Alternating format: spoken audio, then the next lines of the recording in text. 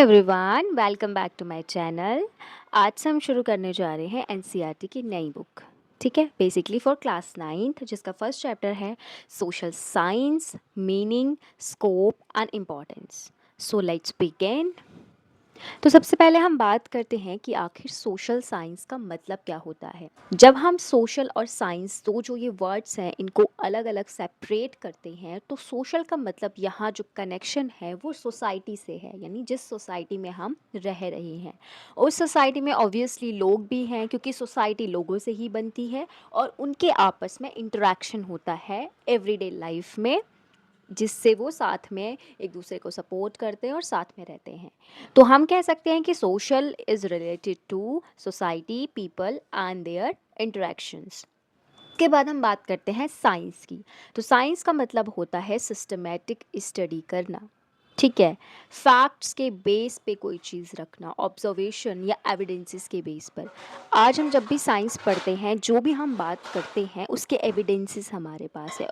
ठीक है, तो जिसके बेसिस पे हम साइंस की स्टडी को करते हैं। तो जब हम कह सकते हैं कि social plus science is equal to study of society, वो भी एक सिस्टमेटिक या साइंटिफिक वे में सोशल साइंस की स्टडी करना। इसके बाद हम बात करते हैं कि human beings are social by nature.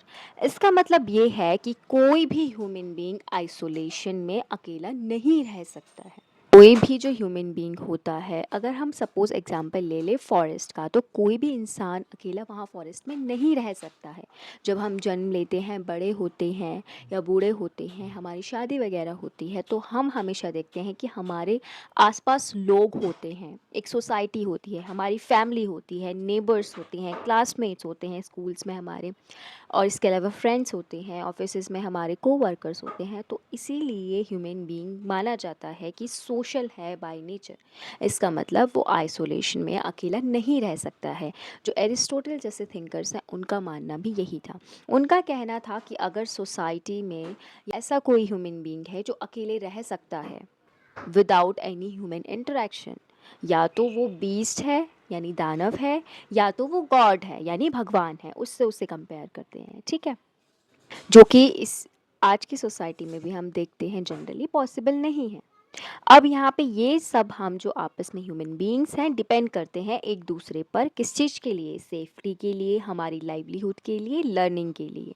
People जो हैं पब्लिक स्पेसिस को शेयर करते हैं। इसका मतलब ये पब्लिक स्पेसिस हो गए, आपके रिसोर्सेज हैं, दोनों को शेयर करते हैं। इसका मतलब ये हो गया आपके वाटर हो गया, रोड्स हो गई, स्कूल्स हो गई, हॉस्पिटल्स हो गए, मार्केट्स हो गए, पार्क्स हो गए, आपके वर्क प्लेसेस हो गए। हम सब जगह पे एक दूसरे के साथ इंटरेक्शन करते हैं, ये प्लेसेस हम शेयर करते हैं। हम अकेले ही ओनली ऐसे पर्सन नहीं होते जो इसे यूज़ कर रहे होते हैं।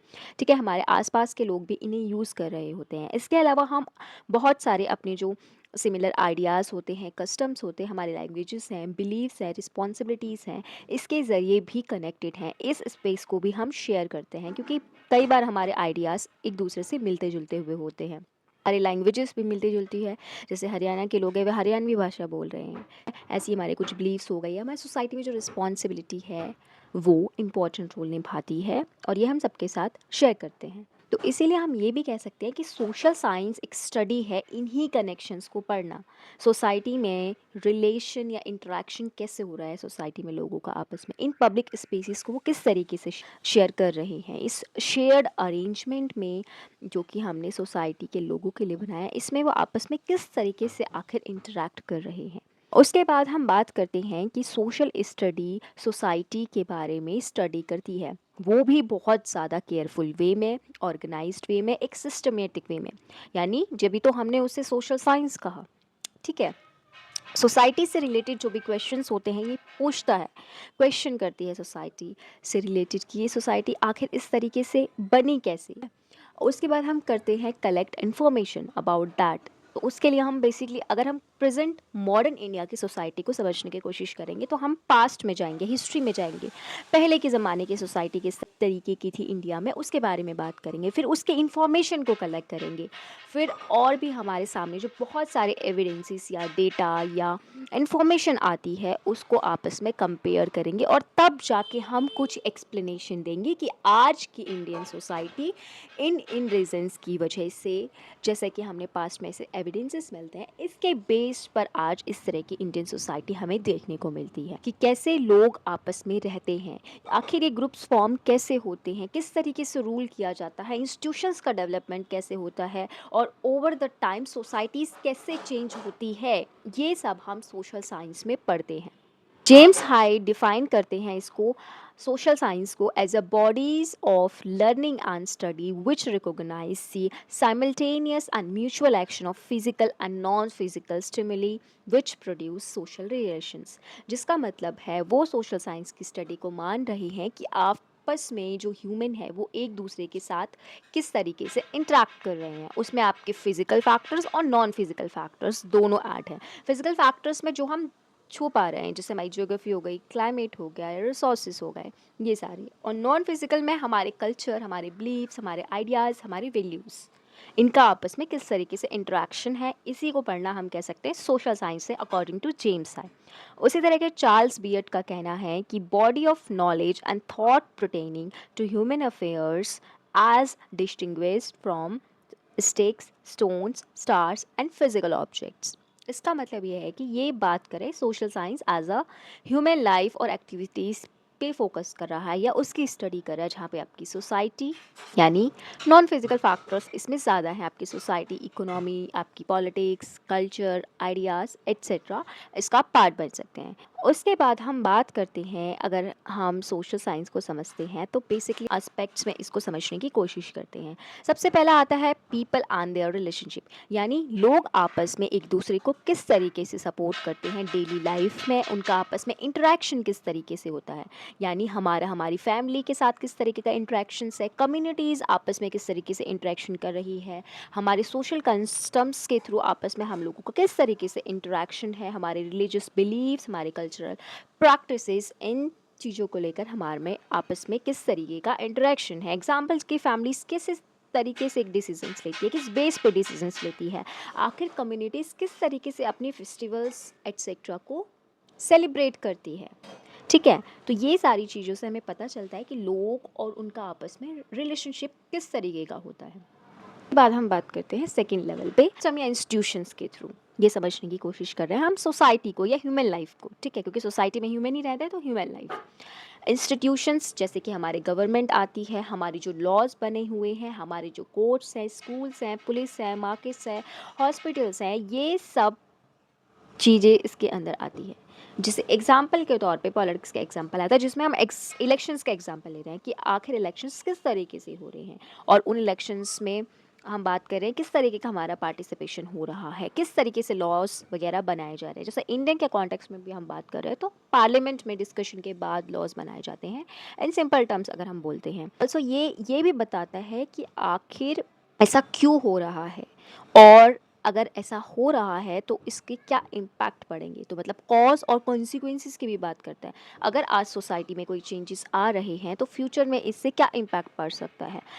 आजकल के टाइम पे हम बोलते हैं एआई रिवॉल्यूशन आ गया है, विच मीन्स हमें सबको एआई सीखना पड़ेगा, ताकि हम आगे की आने वाली जो जनरेशन होगी, जो बहुत ज़्यादा डिजिटल वर्ल्ड होगा, वहाँ पे सरवाइव कर सके।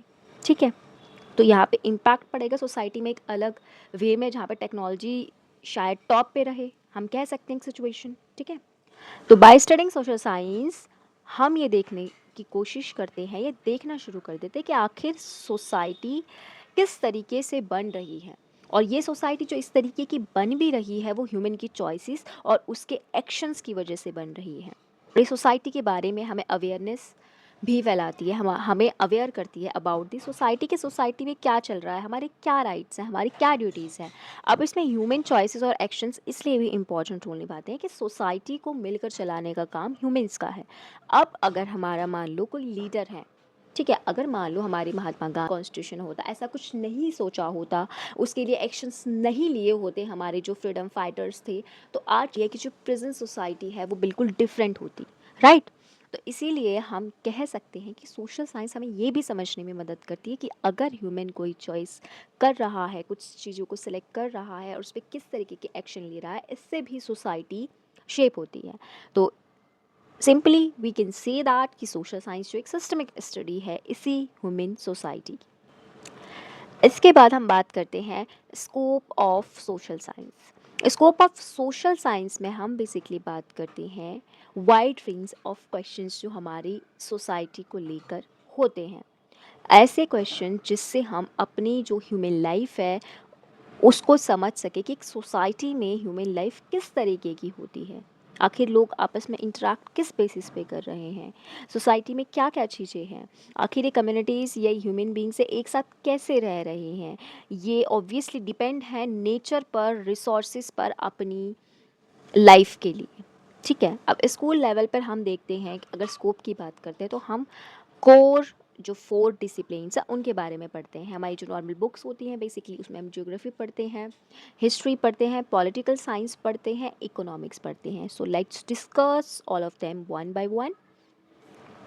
जिसमें हम बात करते हैं, अगर हम ज्योग्राफी एज अ डिसिप्लिन कहे, अकाडमिक डिसिप्लिन जो मैंने स्कूल में अगर हम पढ़ते हैं तो इसमें हम क्या क्या पढ़ते हैं, हम पढ़ते हैं अर्थ के बारे में।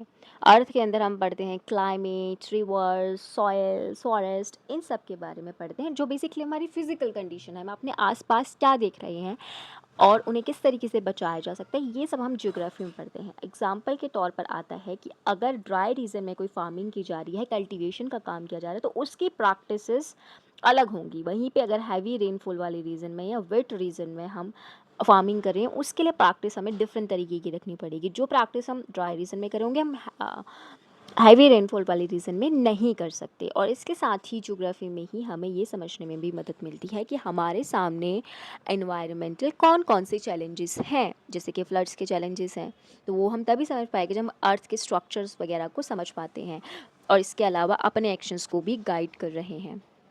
अब आपके ड्रॉट्स हो गया, डिफॉरेस्टेशन हो गया, पॉल्यूशन हो गया, ये सब चीज़ों के बारे में जो कि इन्वायरमेंटल चैलेंज है हमारी सोसाइटी में, और इवन हमारे अर्थ की हम बात करें तो वर्ल्ड लेवल पर ये सिचुएशन कैसे अराइज हो रही है, इससे कैसे निकला जा सकता है। और साथ ही ज्योग्राफी हमें इनकरेज करती है सस्टेनेबिलिटी का, विच मीन सस्टेनेबल डेवलपमेंट। और सस्टेनेबल डेवलपमेंट का मतलब क्या होता है?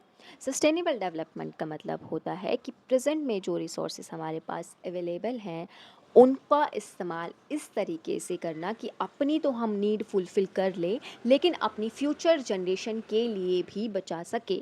ऐसा ना हो कि उनके लिए कुछ भी ना बचे, हम सारा ही एक्सप्लॉइट कर ले अपने ही टाइम में। ठीक है, तो ये हमारे सर्वाइवल, हमारे फ्यूचर जनरेशन के सर्वाइवल दोनों के लिए बहुत ज़्यादा इम्पॉर्टेंट है। इसके बाद बात करते हैं हम हिस्ट्री एज अ डिसिप्लिन। अगर हम हिस्ट्री एज अ डिसिप्लिन बात करें तो ये हमें ये समझने में मदद करता है कि आखिर सोसाइटी ओवर द टाइम किस तरीके से चेंज हुई है। ठीक है, लोगों की लाइफ और किस तरीके के लोग डिफरेंट डिफरेंट टाइम पीरियड में यहाँ पर रहा करते थे। इंडिया के कॉन्टेक्स्ट में हम बात करें तो एंशियंट टाइम पे किस तरीके के लोग होते थे, मिडिवल इंडिया में किस तरीके के, आज मॉडर्न इंडिया की जो सोसाइटी है ये कैसे डेवलप हुई है, इस तरीके की सारी चीज़ें हम हिस्ट्री में पढ़ते हैं। और साथ ही साथ सोशल और कल्चरल जो डेवलपमेंट्स हुए हैं ओवर द टाइम, चेंजेस आते हैं, हर चीज़ में चेंजेस आते हैं। तो हमारे जो सोशल कस्टम्स हैं, हमारे कल्चर हैं, इसमें किस तरीके के डेवलपमेंट्स या चेंजेस आए हैं, ऐसे कौन कौन से मेजर इवेंट्स या चेंजेस हुए हैं सोसाइटी में जिनकी वजह से आज हम अपनी सोसाइटी को जिस रूप में देख रहे हैं उस रूप में देख पा रहे। जैसे कि आज अगर हम बात करते हैं इंडिया में, फॉर एग्जाम्पल हम ले सकते हैं फ्रीडम स्ट्रगल।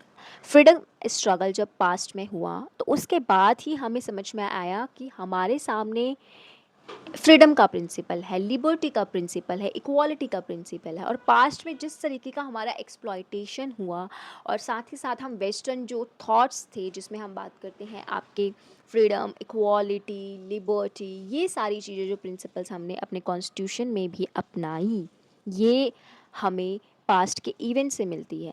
यानी हमने फ्रीडम स्ट्रगल किया, ये बहुत सारे प्रिंसिपल्स हमारे सामने आए जिससे हम प्रभावित थे, जो कि बेसिकली वेस्टर्न यूरोप वगैरह से या वेस्ट से हमारे पास आते हैं। तो उसकी वजह से आज हम एज अ सोसाइटी इन सब प्रिंसिपल्स पे बिलीव करते हैं, अपने कॉन्स्टिट्यूशन में भी हमने ऐड किए हैं। ठीक है, तो movements for freedom and justice, all of these are the part of history as a discipline. और यही हमें ये समझने में भी मदद करती है कि डेमोक्रेटिक वैल्यूज़ आखिर क्यों इम्पॉर्टेंट है एक मॉडर्न इंडिया में। क्योंकि अगर हम पास्ट में बात करें, एक सिचुएशन की बात करें, कॉलोनियल गवर्नमेंट ने हमारे ऊपर शासन किया, तो वहाँ पे किसी भी तरह की डेमोक्रेसी नहीं थी, वो हमें एक्सप्लॉइट करते थे। तो हमें ओवर द टाइम भी ये रियलाइज़ हुआ, और जब हम अपनी पास्ट की कुछ स्ट्रक्चर्स वगैरह के बारे में पढ़ते हैं, इतिहास के बारे में पढ़ते हैं, तो हमारे सामने आता है कि कहीं ना कहीं वो डेमोक्रेसी वहाँ मौजूद थी जो कॉलोनियल रूल में बिल्कुल भी नहीं थी। ठीक है, क्योंकि वो हमारा एक्सप्लॉइटेशन कर रहे थे, या इवन जो रूलर्स वगैरह हमारे ऊपर थे वो हमारा एक्सप्लॉइटेशन करने आते थे। तो इसीलिए आज के टाइम पे एज ए ह्यूमन बीइंग ये बहुत ज़रूरी है कि as a society, as a human, हमारे पास ये जो बेसिक प्रिंसिपल्स हैं, हमारे जो फंडामेंटल राइट्स हैं, हमारी जो डेमोक्रेटिक वैल्यूज़ है, वो सोसाइटी में होनी चाहिए। इसी वजह से आज ये है। साथ ही ये हमें ये भी सिखाती है कि हमें अपनी डाइवर्सिटी की रिस्पेक्ट करनी चाहिए, क्योंकि इंडियन जो सोसाइटी है वो एक डाइवर्स सोसाइटी है। अभी different caste, class, language, different background etcetera को बोलने वाले लोग यहाँ पे रहते हैं, डिफरेंट डिफरेंट बिलीव्स को मानने वाले लोग यहाँ पे रहते हैं। तो हमें एज अ सोसाइटी इस डाइवर्सिटी को रिस्पेक्ट करना चाहिए, ताकि एज अ सोसाइटी हम सब लोग मिलकर प्रोग्रेस कर सकें। ठीक है, उसके बाद हम बात करते हैं political science as a discipline. Political science as a discipline हम बात करते हैं गवर्नमेंट के बारे में, कि सोसाइटीज़ को किस तरीके से रूल किया जाता है, गवर्न किया जाता है। तो यहाँ हम फोकस करते हैं गवर्नमेंट इंस्टीट्यूशंस के ऊपर, जैसे कि आपका लेजिस्लेचर, जुडिशरी, एग्जीक्यूटिव हो गया, आपके लॉज हो गए, आपके राइट्स हो गए, आपकी ड्यूटीज़ हो गई। तो पॉलिटिकल साइंस में जनरली, पॉलिटिकल साइंस के सब्जेक्ट में हम यही टॉपिक्स के बारे में पढ़ रहे होते हैं। आखिर लॉ बनते कैसे हैं, उन्हें इम्प्लीमेंट कैसे किया जाता है, एक सिटीजन्स के राइट्स क्या होते हैं, और आखिर राइट्स होते क्या हैं, और एक सिटीजन के पास क्या क्या ड्यूटीज़ भी साथ में होती है as a citizen of the country. तो अगर हम पॉलिटिकल साइंस पढ़ते हैं तो एज अ सिटीज़न हम अवेयर होते हैं अबाउट आवर राइट्स, हमारी क्या क्या राइट्स हैं, हमारी क्या क्या ड्यूटीज़ हैं, एज अ रिस्पॉन्सिबल सिटीजन्स हमारे क्या रिस्पॉन्सिबिलिटीज़ हैं। और साथ ही साथ सपोर्ट करता है इंक्लूसिविटी एंड इक्विटी, स्पेशली जो under privileged groups of the society हैं। इंक्लूसिविटी का मतलब है इंक्लूसन करना, क्योंकि पास्ट में जैसे हम फॉर एग्जांपल लेते हैं एसटी एंड एससी जो कास्ट के लोग होते थे, उनके साथ डिस्क्रिमिनेशन किया जाता था based on their caste. Over the time उन्होंने बहुत सारे मूवमेंट चलाए, रियलाइज़ किया, और हमारे बहुत सारे लीडर्स सामने निकल कर आते हैं, जैसे कि अंबेडकर। ठीक है, तो हमें रियलाइज़ हुआ कि ये सारे प्रिंसिपल हमारे सोसाइटी में बहुत ज़रूरी हैं। इसी तरह इक्विटी, जहाँ हम बात करते हैं कि फेयर अपॉर्चुनिटीज़ भी दी जानी चाहिए इन्हीं बैकवर्ड जो क्लास है, अंडर प्रिविलेज क्लास है, जिन्हें because of some structures, for example अगर हम बात करते हैं कास्ट सिस्टम इन इंडिया, जिसमें हम बात करते हैं कि टॉप पर थे ब्राह्मण्स, तो वो ब्राह्मण्स हमेशा टॉप पे ही रहे, जिसकी वजह से जो एस टी एस शूद्रास की हम बात करते हैं, कभी भी उनको ऐसी अपॉर्चुनिटीज़ नहीं मिली कि वो अपने आप को इकोनॉमिकली, सोशली बेटर बना सके। ठीक है, उनके पास ऐसी कभी फेयर अपॉर्चुनिटीज़ नहीं आए। तो इक्विटी के अंदर हम फेयर अपॉर्चुनिटीज़ प्रोवाइड करेंगे। फॉर एग्जाम्पल उन्हें रिजर्वेशन दिया गया है आज के टाइम पे, तो ये इसी इक्विटी का एक तरीके से पार्ट है। ठीक है, उसके बाद हम बात करते हैं economics as a discipline. Economics में हम बेसिकली ये पढ़ते हैं कि किस तरीके से जो हमारी सोसाइटी में अवेलेबल रिसोर्सेज हैं उसको मैनेज किया जाए, और एज अ कम्युनिटी और एज अ इंडिविजुअल हम किस तरीके से उसे मैनेज करें और अपनी चॉइसेस लें। It is also related to money वाला सिस्टम नहीं हो गया आपका, और इकोनॉमी रिलेटेड भी है, क्योंकि हमें ऑलरेडी पता है कि रिसोर्सेज की अगर हम बात करें तो वो लिमिटेड है। ज़्यादा ज़रूरी हो जाता है कि हम इनको सेव करें, जिसमें हम सस्टेनेबल डेवलपमेंट की बात करते हैं, और कैसे गुड्स एंड सर्विसेज प्रोड्यूस होते हैं, फिर कैसे डिस्ट्रीब्यूट और कंज्यूम किए जाते हैं by the consumers.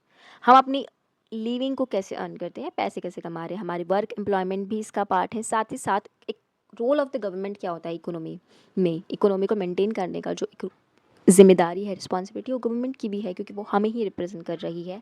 If we talk about democracy और इंडियन कॉन्टेक्स्ट, और development is also the part of economics, जिसमें हम पॉवर्टी, पैसे की कमी वाली पॉवर्टी की बात करते हैं। इसके अलावा जो बेसिक नेसेसिटीज़ अपनी हेल्थ की, अपनी हेल्थ, फूड, शेल्टर, इसकी बेसिक नेसेसिटीज़ को फुलफ़िल नहीं कर पा रहे हैं, तो वो भी पुअर हैं, तो उनका डेवलपमेंट करना बहुत ज़रूरी है। वो इकोनॉमिक प्लस अदर डेवलपमेंट भी है, जिसमें अपने बेसिक नेसेसिटीज़ को फुलफ़िल कर पाए। ये सब हम इसी में पढ़ते हैं। फॉर एग्जाम्पल यहाँ पे दिया गया है कि शॉपकीपर अगर प्राइजेस कोई भी सेट करता है, वो उसके कॉस्ट को सेट कर रहा है किसी आइटम के प्राइस को, तो वो उसके डिमांड के बेसिस पे कर रहा है। ठीक है, तो कैसे सेट कर रहा है, तो ये सारा चीज़ हम जो है इकोनॉमिक्स में पढ़ते हैं। और हमें ये भी देखने में ये मदद देता है कि आखिर फेयर अपॉर्चुनिटीज़ क्यों नेसेसरी है एक जस्ट और जस्टिस पर बेस्ड सोसाइटी को बनाने के लिए। So thank you so much for watching the video till the end. Please don't forget to like and share the video and subscribe my channel Polhis Tutor.